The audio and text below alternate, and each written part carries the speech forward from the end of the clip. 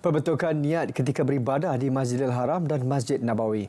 Fokus ibadah, elak perbuatan dan tindakan yang dibimbangi menjejaskan nama baik negara. Demikian tegas Menteri di Jabatan Perdana Menteri Datuk Dr. Mohamed Naim Mohtar ketika mengulas tindakan rakyat Malaysia bersilat di Masjid Nabawi yang tular di media sosial. Nasihat saya kepada mereka yang nak mengunjungi dan berziarah ke Masjidil Haram atau ke Masjid Nabawi untuk memperbetulkan niat masing-masing kalau kita untuk beribadat dan kita tumpukan kepada ibadat. Tidak. Setakat ni kita tidak ada menerima sebarang laporan yang negatif yang sehingga membawa kepada kota, sebab kota tu dah diberikan. Okey, jadi tak ada timbul persoalan kota tadi itu mungkin akan dikurangkan. Cuma dalam masa yang sama saya mengharapkan, sebab kita merayu untuk tambah kota tersebut dan rayuan kita ni pun saya rasa tidak menjejaskan disebabkan oleh itu. Terdahulu, Datuk Dr. Naim bersama Datuk Seri Tengku Zafrul Abdul Aziz, Menteri Pelaburan, Perdagangan dan Industri merasmikan pelepasan larian Mawib Run 2024 powered by PPZ. Malaysia hidup penuh mahabah dan harmoni dengan menjunjungi institusi raja berperlembagaan. Perinciannya bersama Rizauddin Roslan langsung dari Kompleks Islam Putrajaya. Silakan Reza. Terima kasih Sahi. Yang di-Pertuan Agong, Sultan dan Raja merupakan tonggak kesucian Islam. Selain menjadi ketua agama Islam, baginda menangi rakyat dan menjadi kunci perpaduan masyarakat Malaysia yang terdiri daripada pelbagai kaum dan agama di bawah perasa kesetiaan dan ketaatan secara bersama kepada raja dan negara. Ikuti laporan Amin Fauzi. Yang di-Pertuan Agong, Sultan atau Raja merupakan ketua negara atau negeri dalam tampuk pemerintahan Malaysia sebagai negara raja berperlembagaan. Baginda memelihara kesucian Islam dengan melestarikan dakwah. Pada masa sama, memastikan kebajikan setiap rakyat tanpa mengira bangsa dan agama terjaga.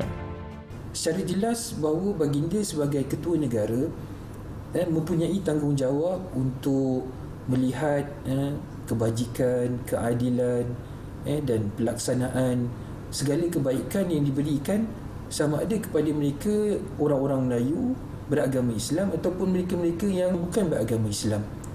Jadi apabila Duli Tuanku yang di-Pertuan Agong ni atas kapasiti dia sebagai ketua negara dan ketua agama Islam, pada saya ketua agama Islam tadi itu sebenarnya menyokong dan memperkukuhkan lagi peranan Tuanku sebagai ketua negara tadi.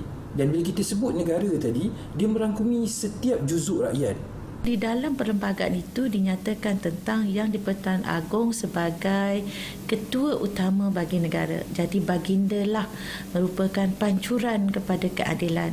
Baginda merupakan simbol kepada perpaduan dalam pelbagai dimensi perbezaan tadi.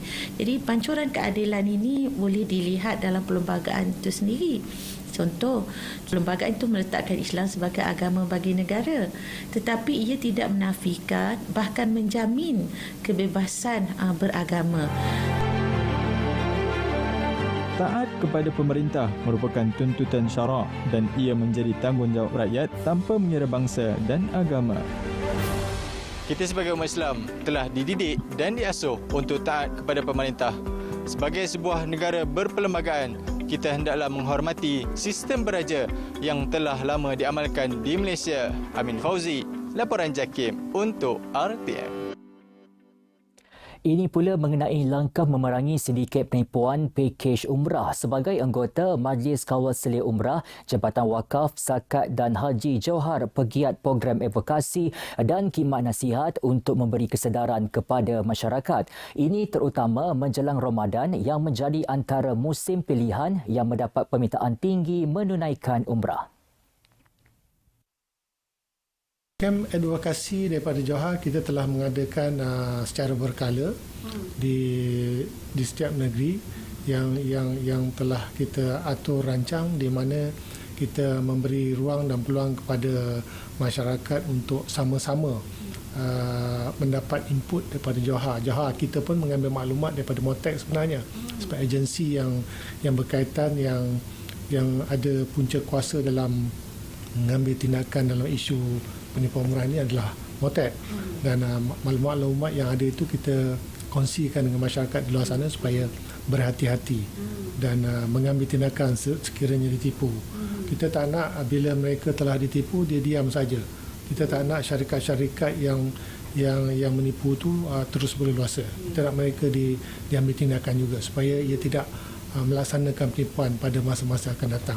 Saya alu-alukan kalau masyarakat di luar sana ingin merujuk mana-mana syarikat yang mengendalikan umrah, sama ada mempunyai lesen ataupun tidak, boleh layari laman web Johar sendiri. Umat Islam sekali lagi diingatkan supaya memilih syarikat pengendali umrah berlesen dan segera melaporkan jika ada sebarang penipuan dikesan dalam pakej ditawarkan.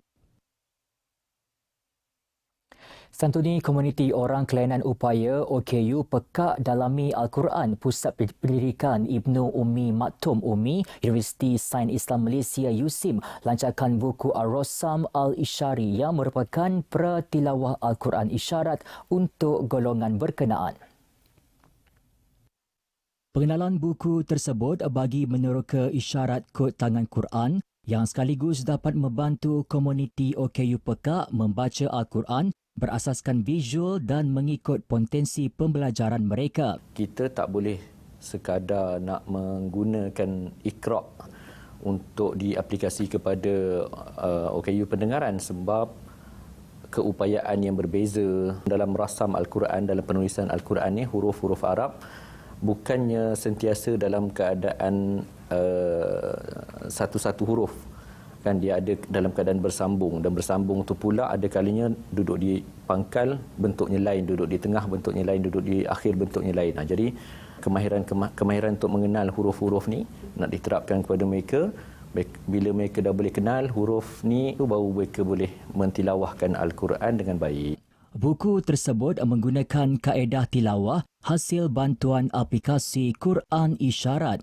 Ia merupakan aplikasi Al-Quran Isyarat pertama dunia dan telah mendapat pengiktirafan daripada The Malaysia Book of Records.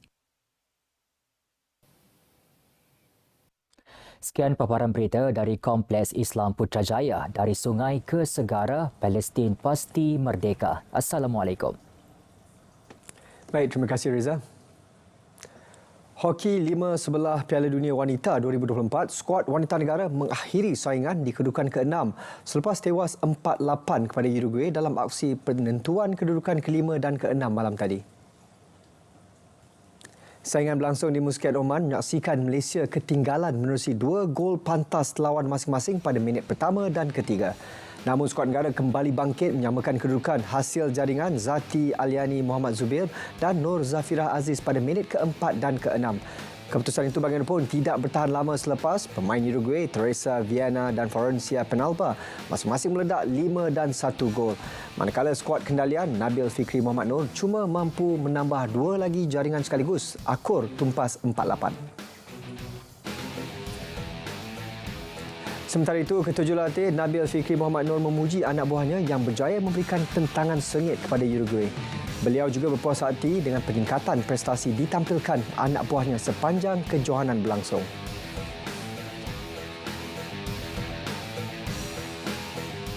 Prestasi yang ditampilkan oleh barisan pemain kebangsaan sepanjang kejohanan Piala Dunia ini berlangsung menunjukkan peningkatan daripada perlawanan pertama hinggalah perlawanan klasifikasi 5-6. Okey, seperti sedia maklum, kejohanan ini adalah medan tertinggi yang disertai oleh barisan pemain hoki kebangsaan. Dengan prestasi yang ditampilkan, saya sebagai seorang jurulatih amat gembira dengan prestasi yang diberikan.